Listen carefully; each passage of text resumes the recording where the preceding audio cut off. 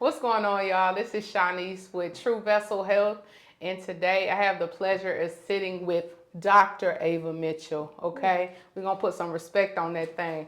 She is a big influential person in the world of nursing, and she decided to take some time out today and sit with me, and we're gonna chat it up a little bit about her story, her journey, what she's currently doing, her perspective, where nursing is today, a little bit of just her family and just backstory. So we're just gonna talk a little bit and all of that. So just tell the people where you're from, Miss or Dr. Ava, where you from, and what school you went to, how you got into nursing, and all that good Okay, stuff. so I'm Ava Mitchell, and I'm from actually, I guess, Mississippi. That's where I grew up, on the Golden Gulf, beautiful coast of Mississippi, Moss Point, Mississippi to be exact. So, yes, went to undergraduate school at Mississippi College in Clinton, Mississippi, and then matriculated up on here to Birmingham and started working at Children's Hospital, Okay. and then subsequently went to Samford for graduate school for the master's and the DNP program. So Okay. that's how things have been going. I got you. So just to backtrack, when you worked at Children's, you were in endocrinology, correct? Yes, for the last 15 years I was in endo. Okay. And so I took care of patients with teenagers, adolescents, with type 1 and type 2 diabetes. Okay. And did that for about 15 years as an NP. And prior to that, I worked on several medical units Okay. at the hospital as a staff nurse. Okay. So I'm assuming you like being in endo better than working Well, staff. I liked all of it because all of it really kind of helps make me who I am. When I Okay. started on the floor, I worked on the floor where the patients that had diabetes Okay. were. And so that's how I got interested in endocrine, Okay. because I took care of them when they came in with DKA and when they came back, or when they were newly diagnosed. And so I got interested in diabetes there. And then after going back to after going to the graduate program and finishing up the master's and the NP certification, I wanted to go and take care of those patients in a Right. different role. Right. And so that's what I did. But I loved all of it. Working as staff helps you build your skills, just your assurance in yourself, and Right. that Right. you can do things. And so it makes you who you are. It helps create the person that you're going to be as extending yourself as a nurse practitioner, Right. I think. Gotcha. Yeah. Well, this actually is a good kind of segue into this question.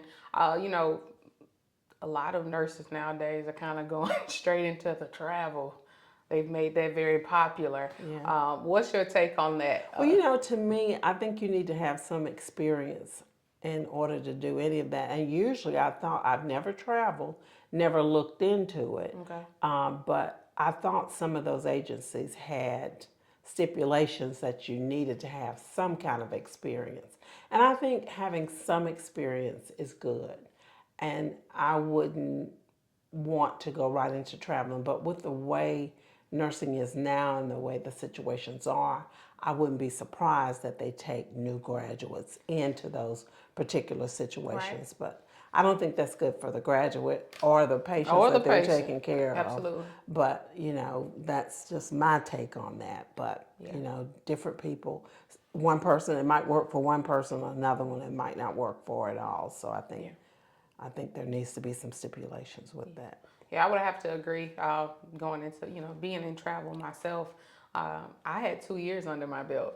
Yeah. And I felt prepared to step out there. Right, right. And even being a traveler and knowing what I know, I'm like, I could not have imagined doing it any sooner. Right, So right. unfortunately, I think between COVID and the need for nurses, they kind of tucked away some requirements and Right, just let right, people come on right. out. But like you said, I think that's very dangerous for the Right, nurse, right. definitely jeopardizing the Right. license, number one. But more importantly, the patients. you know, their safety. Right. So And typically, I think when you travel, you know, you even just like even when you get pulled from one floor in your own hospital to another, you're gonna get the worst patients in the world. And yes, you so I are. just don't think a novice nurse is prepared to take care of that kind of patient. And I so agree. I just kind of think they need some experience, you know. I agree. I agree. Now, why? What made you choose nursing? Well, you know, I just have never wanted to be anything else but a nurse, Really? just from day one. And I think really what encouraged me was when I was at home growing up and in church, there were four women that were the nursing guild. And you know, they wore the white hats Yeah. and the starched white dresses, and they all went to Grady in Atlanta Oh because yeah. at that point in time there was nowhere else for them to go. You know, they didn't have the accessibility of going to Sanford and Mississippi College where I went to school. Right. So, and there weren't diploma. I mean, there weren't baccalaureate programs either. Right. And so Grady was the place that the nurse, especially the black nurse, in my sense and perspective, went to. And so all four of these went to Grady. Yeah. And they just impressed me so. They were just so professional and looking Yeah. and in their delivery of care and you know compassion for the congregation. Yeah. And I just was encouraged by them, and you That's so know good. that's kind of I wanted to go to Grady too. And you know my mama told me you're not going to Grady, and I thought that broke my heart. But she said nurses now need a baccalaureate degree, and I was like, what you know about that? But if she had not made me go in another direction, it would have taken me longer to get a BS. You know, it used to be hard to get a BS. You can get a BS now in 9 months. You Yeah. know, it's kind of like a Online. package deal. You Yep. ain't got to Yep. move out the house. But it was not like that. Yeah. And so I'm glad that she stepped in and told me that that was not what I was going to do, which worked out. Good. It was more beneficial. But anyway, those nurses, I think, encouraged me and just kind of set me up to do what I always knew I wanted to do anyway. That's so beautiful. You know, that's why I believe just that representation is so good. Oh, yeah. You know what I mean? Like you see someone you aspire, and it's like, I want to do that.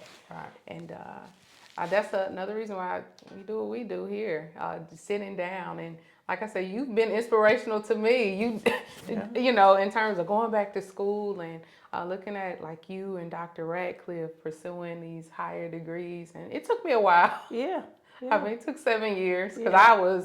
I was against it. I didn't want to, but you know, I think I've read several times that getting a nursing degree is one of the most challenging oh, absolutely. degrees to get, and I believe that. Oh, And you know absolutely. how long ago it was that I got the undergraduate degree, Yeah. but once you get that under your belt, you're Yeah. ready to float. You know, you just got to float your boat. Yeah. You got to get out there and do what you want to do. And I think the nurses in this day and time do that in more ways than I would have ever imagined, you know. And I'm glad to see that. You know, they're doing new things and different things. Might be different, quite different from what I did, but still some good positive things coming up. Like what you're doing, you know. You know, thank you so much. I think it's just one of those things, you know, when you work, you know, I've been very fortunate to work in different settings, different cities, different hospital systems, and just seeing, you know, the educational need. Right. And so the kind of speaking to what you're saying, the beauty of nursing is that it's something for everybody to do. Right. And once you kind of find your niche, like, I mean, so education's mine. Right. And so I'm very passionate about it. So just being able to see that and know that I can make a difference in that way, that's what I'm passionate about. You know, you had endocrinology, and it's just so many avenues you can go. It is. So just that exploration, but that's great. Let's see, the next thing I kind of want to go into. So right now you are currently in Sipsey, Alabama, where I never heard of Sipsey before 2 years ago. Never heard of, well, I had heard of Watley Health Services because I have patients I took care of with endocrine that lived all over the state of Alabama. Okay. So I had patients whose primary physicians serviced by Watley Health Service, some patients Gotcha. from Tuscaloosa. So I had heard about that agency, but never had, been to any of the agencies or looked into it. I just knew it was a federally funded health service with some rural satellites. But so for the last 2 years, I've been here, and I work 3 days a week, Tuesday, Wednesday, and Thursday. And Nurses would love that. Right. It's enough. Really, I'd love to work too, but it's really a great opportunity for me to kind of settle down and ease out of nursing, if that's a possibility. Because I thought I had done that when I left Children's, but I knew I wanted to work some more. So this has been a great opportunity for me to be in this community and offer health care to patients that wouldn't typically have the access if we were not here. Exactly. And so I've been excited about working for Watley, and just it's been a good position. That's awesome. And just to let you all know, you all who aren't familiar with rural health, typically in rural communities, they're a little bit further away from, health services and your major hospitals and things of that nature. So what she's doing is tremendous, because I mean, at the end of the day, people in these smaller communities outside the cities, they need attention, and they need individuals who can help them manage their care appropriately. So thank you for being out here. Yeah. Thanks for having me out here. It was a beautiful drive, by the way. Yes. Alabama, the beautiful for sure. It so is. it was It a great is. drive. So Very refreshing. it was good. Eye-opening. Yeah, I think it was 45 minutes for me. Yeah. Is that all? Yeah. Yeah, it wasn't bad. It's a good drive. The road is good. It's easy, but it's a nice drive. Beautiful countryside. Absolutely. So, not sure if you know, but health equity is actually one of True Vessel Health's core values. For you, what does health equity mean to you, and why is it important? Well, I think that everybody deserves to have access to services that they need. And that's definitely a challenge in this day and time. Yeah. I think it's always been a challenge, but more so now with the economic situation and the political situation. And so there's just so much out there that keeps people from having access to care. Yeah. And access has a lot of definitions, whether it's transportation or provider availability. There's so much involved in access and equitable health care, and it's a big area, and I just don't know where we are with it, but we are actually doing the best we can with making sure that people in this area get services. And we've been discussing that with our agency, our main building, because they have some services there that we don't have access to. So they have social workers, and so we need some of those people, and dentists. Yes. And so if I have a patient that has a dental problem, then I can refer them to Tuscaloosa, but without access, transportation, then it doesn't matter that we got the dentist in Tuscaloosa if they can't service the people here. So we've been talking to them about how we could get access ourselves to more services here in our area. Social services, just to let us know what's around here. But equitable care is just essential. I can't tell you how many people I see that don't have insurance, and that blows my mind. And they have diseases and illnesses and stuff that warrant that they see a specialist and other people other than me. And then sometimes I have to realize I am the specialist. I have to go on above and beyond to treat the typical things that I would send to somebody else. I have to kind of say, I've got to embrace this, and I've got to start them on something. And then the other thing is obtaining the medication. Even if I'm trying to treat them and do the best that I can with their care, if they can't obtain the medication, then that's it's- another Right. drawback. So it can be very frustrating. It can be overwhelming, but I don't know. I'm just going to continue to struggle with it until I find a way to do the best that I can possibly do. And sometimes I think you have to narrow it down to trying to do the best that you can do. Right. And when you've done that, that's about all that you can do. Absolutely. I get it. I get it. Now, with that being said, I know you say, typically for some conditions you would refer a patient out to a specialist. Yeah. What has it done for your skills? You already had a tremendous set of skills, but do you find yourself, I got to look up this? You never stop learning, right? Right, I don't.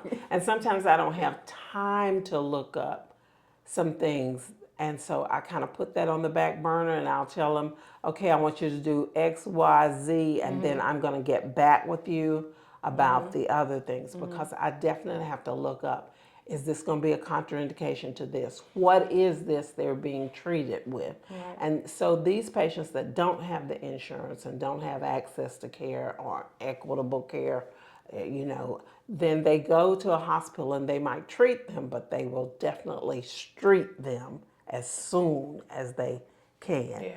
And so they put them out here with a whole bunch of medicines and stuff that I'm not familiar with, new prescriptions and, how long can they get this? Can they get it? No, go back to your primary care and let them help you, So we have some programs that are available that we try and get them on, but that takes time and they might not have access to medications. I'm talking like warfarin, Coumadin, like serious medicine. Right. Definitely can't get Eliquis and some of the medicines. And that's very expensive. Yeah. Just for you guys who don't know, warfarin, that's an anticoagulant. It is essential. Right. It has to be at therapeutic levels in your blood for it to be effective. So if you are put on that medication, you run out, you can't get it. We're talking about, it loses its effectiveness in your body. Right. So that's a huge deal. It is, and it's big for me to look at a patient that's just gotten discharged from the hospital with, say, AFib and can't get their warfarin or, don't have access to it. I'm like, oh my goodness, what's going to happen here? Right. Or can't get their beta blockers. So it's a big, in this place area, everybody has AFib. Everybody's heart rate. So AFib, atrial fibrillation, basically the heart is quivering and you're at increased risk of blood clots, right? And strokes. So all kinds of things. Yeah, all kind of things. So that would definitely be bothersome. Yeah, it is. It is. But especially as you develop relationships with them. Oh yeah, and then you think, do they know? Do they understand? Yeah. And I think the answer to that is no. Or either they've tolerated their hearts beating so fast like that, you know, and so. It can be quite a challenge, and that's every day. That's just not every now and then. That's every day. Every day. So education is important because they don't understand half of those medicines. They can't tell you why they're taking them. And one thing I like about the system that we're using for charting is Epic. It requires me to put in why they're taking this medicine, and that's put on the bottle. Good. Because they might have 3 or 4 medicines for high blood pressure. Yeah. And if you tell them bring their medicine and they show you the medicine, they can't tell you which one. I just take these 3 because they told me to take them. And so it makes a difference that they understand why they're taking and what they're taking. But every day, and so I spend time every day going through and calling it by name. This is just not your blood pressure medicine. This is your losartan, or this is your amlodipine. That's what make my ankles swell. Yeah. So I like for them to relate something that they know. And so, we can back down on the dose. And hopefully if I give you less, you might not swell, but I really want to keep this on board. So I negotiate with them a lot and try and help them. And one man, I begged him so hard to come in here and bring his medicine. And they came in here laughing one day and they said, okay, he's out there with his medicine. I said, well, why are y'all laughing? They said, he's got it in a Crown Royal bag. I said, well, All I wanted Whatever. him to do was bring That's it, it. You okay? didn't say hi. Whatever was close to him, that's what he bought. I said, Absolutely. did he bring the Crown Royal? They were like, Yeah, yeah. no, he didn't bring that. But, at least he Sure. understood. And he bought the medicine and we went That's over it. good. And so that education is more than Yeah. lacking. Absolutely. And when you give somebody 10 bottles of medicine, they don't know what they're taking that for. Right. They're sick. They don't understand. So it's Yeah.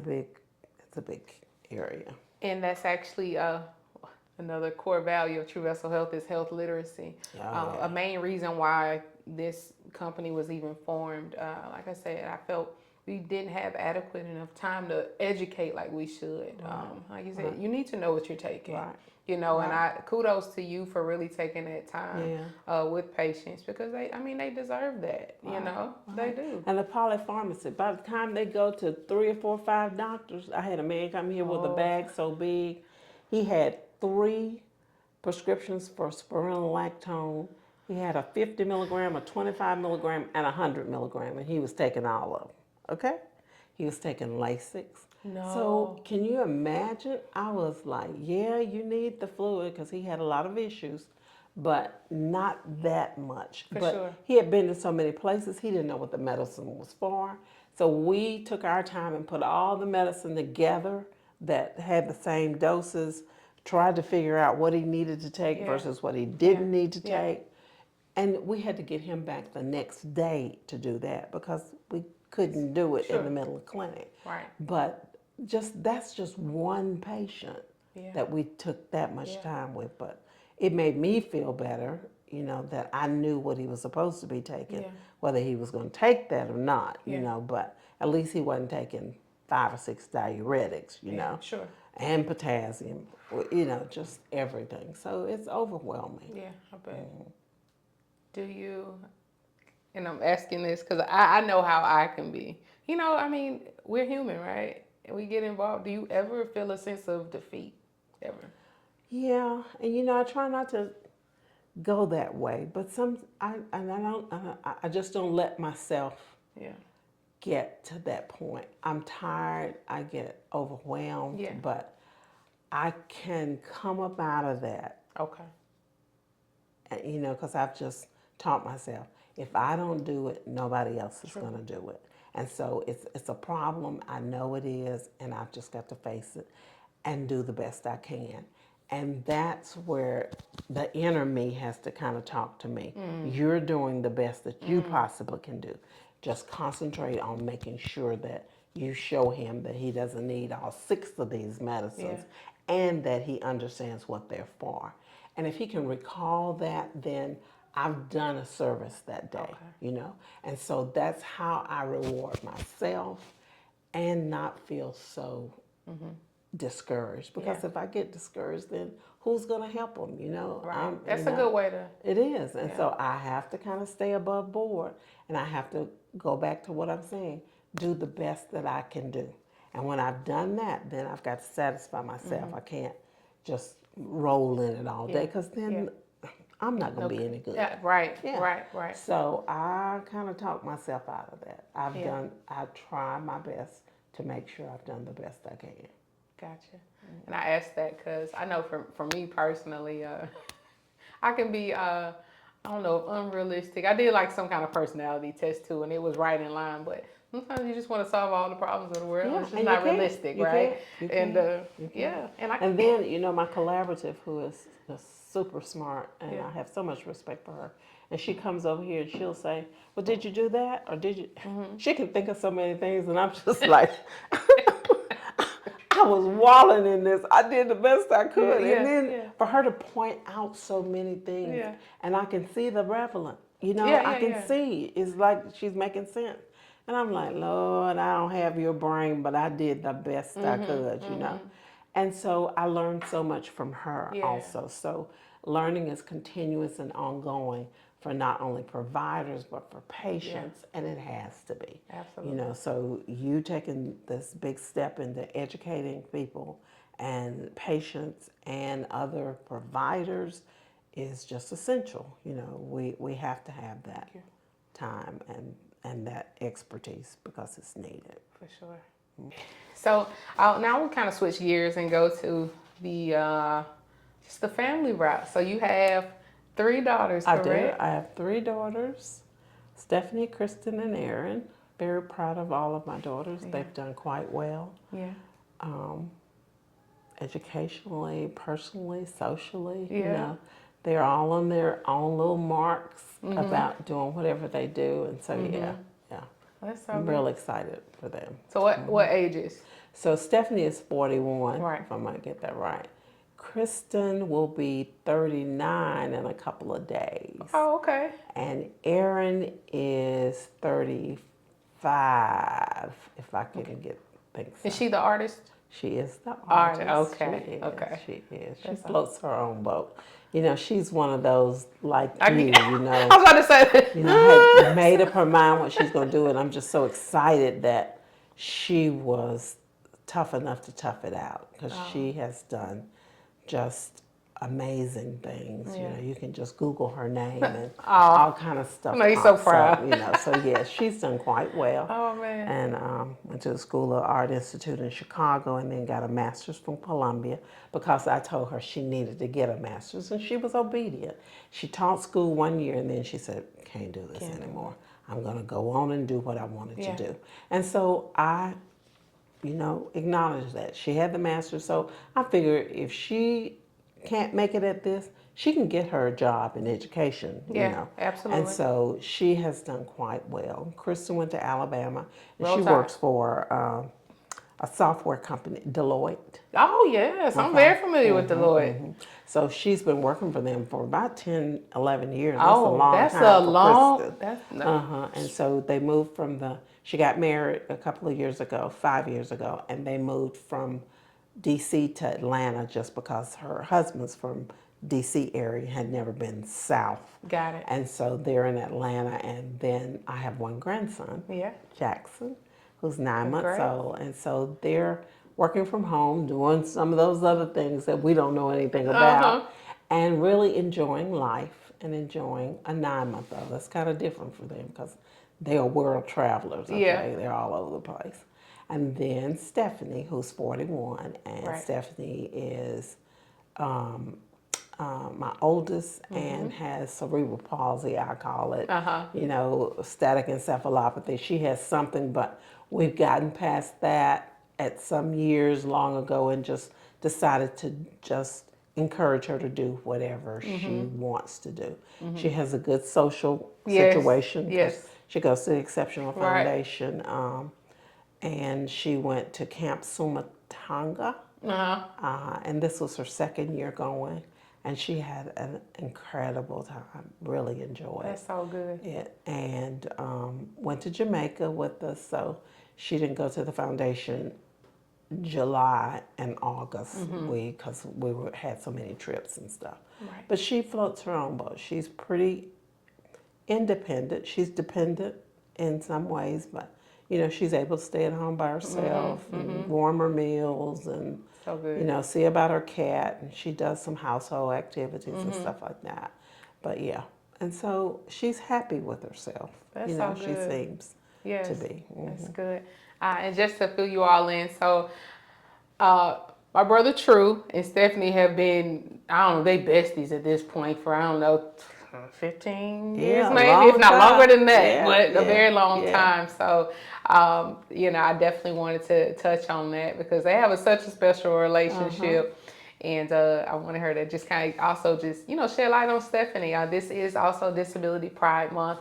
I'm not sure if you all have seen the post that I made with them too. So it just warms my heart. Anytime I get an opportunity to capture a picture of them. I believe the picture is from the chili cook-off 2 years ago. So, just, showing some, shedding light on them. They're such beautiful spirits. And that's just the best way. Enjoying themselves despite their physical and mental disabilities, still living life, enjoying themselves. And so, it just takes you up another level. Like if they can do it, you can do it. Absolutely. And it takes some effort to get them out there and get them going, but it's worth it. It's worth it when you see them smiling, when you see them happy.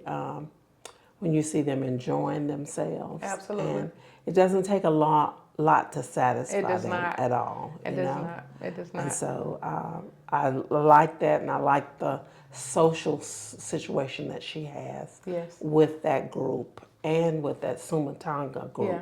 And it's really the same people from the foundation That that go goes there. to, yeah, It's yeah. just they're in a different Yeah. environment. But I like the fact that there are people that take care, help me take care of her. Sure. And so I think that encourages me to try and take care of people that I see, because somebody's helping my child Yeah, absolutely. in whatever situation she's in. And so there are some things that I can't do for her that they can do for her. And so it just kind of goes around. And I Yes. think you have to think about that. Oh, that's It's beautiful. just life and, Yeah, whatever. yeah. That's beautiful. I do want to kind of touch on, just backtrack in terms of, with Stephanie. I know we talked briefly prior to this. Just recap for them just a little bit. Leading up to that, I guess you weren't aware of her condition initially, Right. but you kind of watched her. Right. You were a nurse at the time. Yeah, and I had a sense that there was something wrong, but it wasn't just blatantly in front of me. It wasn't like she had a physical defect, like a club foot or, Yeah. It didn't just stick out. Yeah, it didn't. Yeah. But there was something, and I could sense it, but I couldn't really see Mamas it until know. later. And so we just had to wait until there was a definite thing that I could say. So she wasn't verbalizing. She didn't coo and make noises as a baby. And then she didn't talk as a toddler, like mama, daddy, nothing. But she would do things that I told her to do. Come here, wave bye-bye. She would do that, but she wouldn't say bye-bye. And so that's one thing. And so she was a year old then, before we could actually intervene to see Gotcha. if there was something. And so they checked her hearing, and it was nothing wrong with her hearing. And so it was really nothing else that they could do, because developmentally she was looking okay. She didn't walk until she was 14 months old, but they don't really get concerned. They didn't at that time until 15 months was the guideline. So she walked before that. So everything just got closer and closer to a deadline. Yeah. And she got to where she wasn't meeting those deadlines.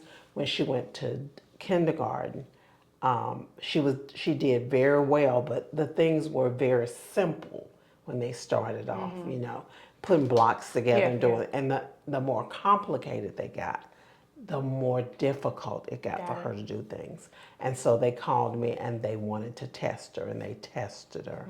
And that's when they tested her, that's when they came up with the fact that she had some cognitive disabilities, and that we needed to look at options for managing her educational services. And so we did then. And she went into special ed, and that was a challenge too, because you got something, but they want a label for everything. They And do. So I didn't have the label. I didn't have any doctor that wrote down a diagnosis, because they didn't know what happened, and that was frustrating. It's something wrong. She can't do this and she can't do this, but you got to write some kind of name on here so that I can get the special ed services from the school. And it took me a while, but I had seen a neurologist, and he wrote on there, and this just kind of pissed me off, that it was static encephalopathy for him to get his payment. But I had to argue with him to write it on those papers for the school. Absolutely. As a diagnosis. So she could get the services she needed. The services that she needed. And so you have to be an advocate, a strong advocate, and you have to look into things, you have to research things, and then you have to go and put it out there. Because I said, you got paid for this diagnosis. You put something on here so you could get something. They will accept this at school. And I gave him those papers, and he didn't want to write that on there.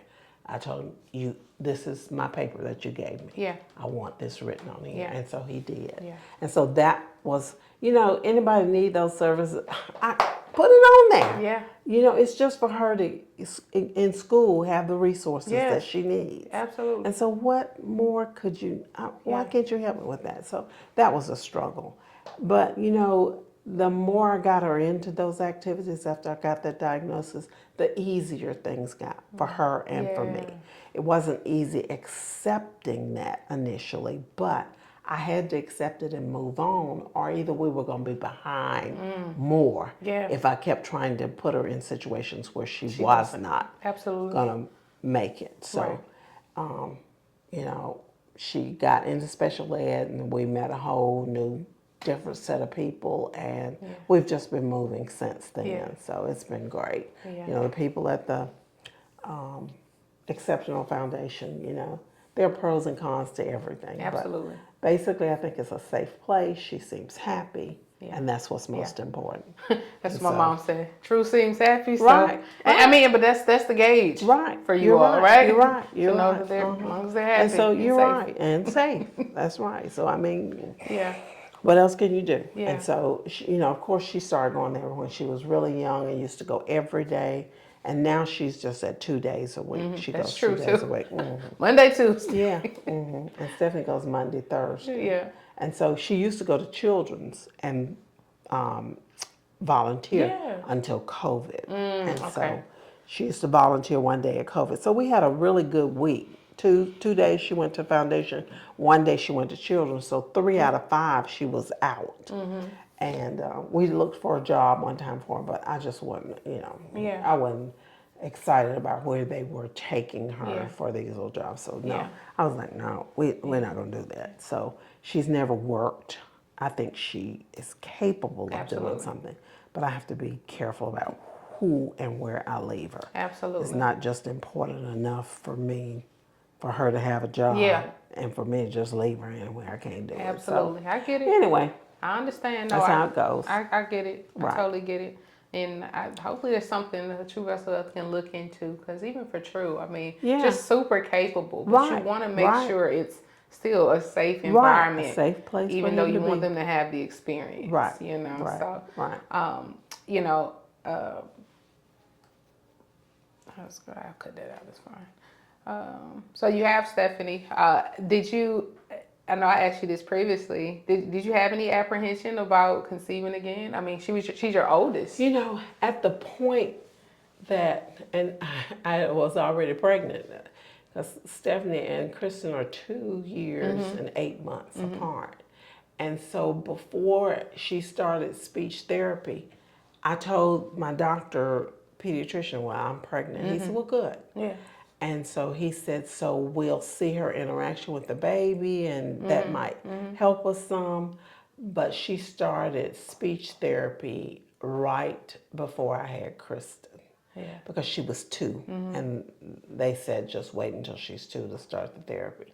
And I didn't really see a difference after I had Kristen. She was lovable, you know, she'd lean on her and do all of that, but I didn't see her vocalizing anymore.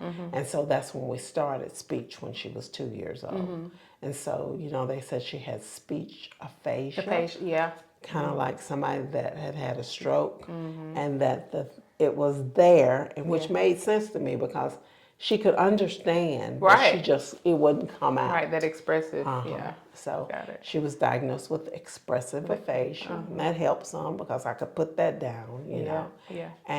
But when I think about now, if Stephanie had been born now when they have all these computer instruments, because, you know, she does fine on her iPad and her phone. You know, she can get on anything, God love.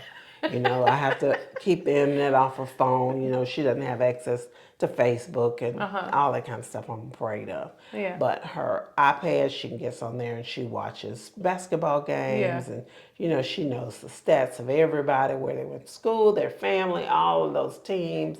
You know, so she has some special abilities herself. Absolutely. You know, that's why her and True are like this. Yeah. Oh my gosh. Yeah. And they talk on and on and on and on and on. So, you know, it's that her texts go off 1,000,000 times in the morning. And it's her little group saying good morning to her. Yeah. Okay. Oh, that's so and beautiful. So she has her own little social niche That's so which nice. I'm excited about that. Yeah. And she seems pretty happy with that. You'll ask her what she wants to do, and she'll tell you, I'd like to go to an Alabama game, or she told us about the trip. We just came from Jamaica. She said she really loved it, and she want to go again, and she's really excited about Jackson. Yeah. She's the auntie, Oh. and she can manage him pretty good, you know, not independently, but she can hold him, and she gets his bottles and stuff for him. So she's excited where she is, you know. Yes. That's a concern too. I mean, is she happy? Yeah. And so you do all you can to make her happy. You take her places, you do things with her, you do things, let her do things independently because Yeah. she likes to do that. Yeah. And you just have to have patience because sometimes I can do it quicker than she can Yeah. and better, but I just let her do it, you know. There Oh are my some things goodness. that I wish she was more independent with Yeah. doing, but Yeah. I'm the cause that she's not because I fix her dinner, you know, I fix her breakfast. And so you kind of have to look at that Yeah. too. Yeah. Yeah, I you know, obviously I'm true sister, but I found even when we were at his sleep study yesterday, and I'm like literally I'm helping him put his like shorts on. I'm like, he could do this himself. Yeah, But yeah. it's just little, it's just Right. the love and the care. And it's Right, like, well, I don't want right. you to have to do any extra because Right. when I'm not here, I know you can Right, do it. right. But since I'm here, Right. I want to do it for Right. you. That's right. So I mean, even when I was cutting up stuff, I'm like, why am I doing all this? Uh-huh. But he doesn't mind. Yeah. He's like, I'm gonna take the help while right. it's here. He's just gonna sit right there and You smile. know, oh, yeah. Yeah. Well, look, Dr. Ava, I really appreciate you. Yes, I've enjoyed this. Kudos to you just for everything you're doing out here in Sipsey. Like I said, you're beautiful girls, and all the time you've taken, especially with Stephanie. She's an amazing person, amazing spirit, and you just done amazing things. And Yeah. I really do appreciate you taking Yeah, the you time. should have had an interview with Stephanie and your sweet little brother to see what they say. Oh you my know? good. Well, okay. That would have been a good one. I'll make that happen. It's not a Yeah, problem. It's not a yeah, problem. I'm sure they yeah. would love that. They have a lot to say. Yeah. So, Yeah. well, good. Well, thank you again. And thank you. I enjoyed this opportunity. Thank you for coming out here and taking the time to just give me the opportunity to talk about what I do Yes, and ma'am. what I've done. Yes, ma'am. Well, you know, we're all about telling people's story and what we say, feel seen to feel better. So until next time, see you guys later. Love y'all.